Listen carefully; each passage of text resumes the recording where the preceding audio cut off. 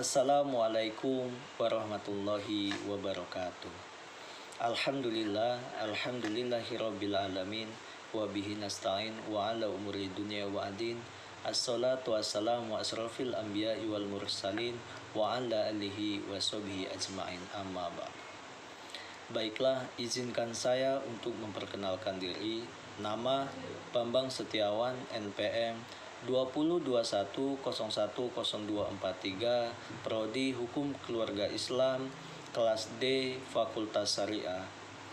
Dengan dosen pengampu Muhammad Dhani Faris Amrullah, MH.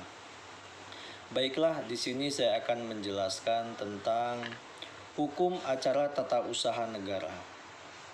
Sengketa tata usaha negara, alur penyelesaian sengketa, upaya administratif, gugatan melalui pengadilan tata usaha. Upaya administratif adalah suatu prosedur yang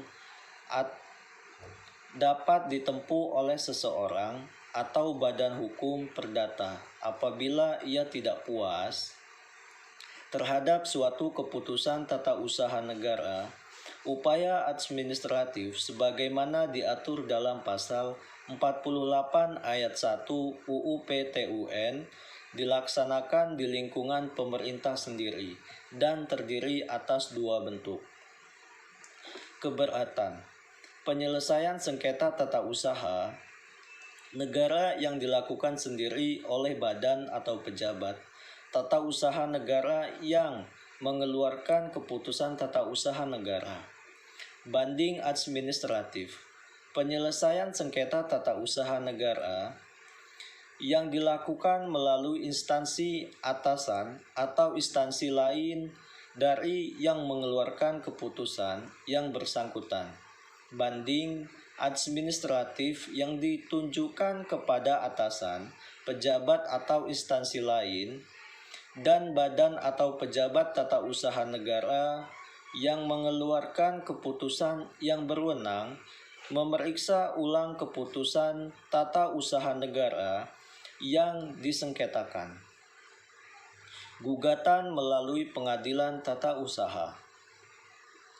Gugatan melalui pengadilan tata usaha. Pengadilan baru berwenang memeriksa, memutus dan menyelesaikan sengketa tata usaha negara jika seluruh upaya administratif sudah digunakan. Apabila pengaturan dasarnya hanya menentukan adanya upaya administratif berupa pengajuan surat keberatan, maka gugatan terhadap keputusan tata usaha negara yang bersangkutan diajukan kepada pengadilan tata usaha negara. Ketentuan pengajuan gugatan pada A. Gugatan.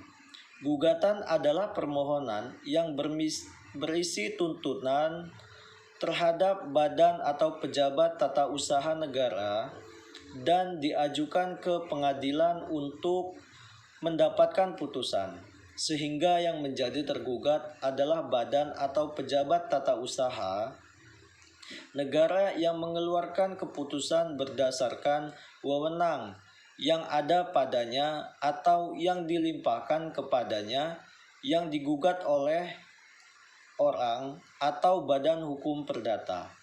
Setelah diajukan gugatan, maka akan dilakukan pemeriksaan dismisal atau rapat permusyawaratan. Dalam rapat permusyawaratan ini, ketua pengadilan berwenang memutuskan dengan suatu penetapan yang dilengkapi dengan pertimbangan-pertimbangan bahwa gugatan yang diajukan itu dinyatakan tidak diterima atau tidak berdasarkan. Pemeriksaan persiapan. Sebelum pemeriksaan pokok sengketa dimulai, hakim wajib mengadakan pemeriksaan persiapan untuk melengkapi gugatan yang kurang jelas dalam pemeriksaan persiapan hukum. A. Wajib memberi nasihat kepada penggugat untuk memperbaiki gugatan dan melengkapinya dengan tata data yang diperlukan dalam jangka waktu 30 hari. B. Dapat meminta penjelasan kepada badan atau pejabat tata usaha negara yang bersangkutan.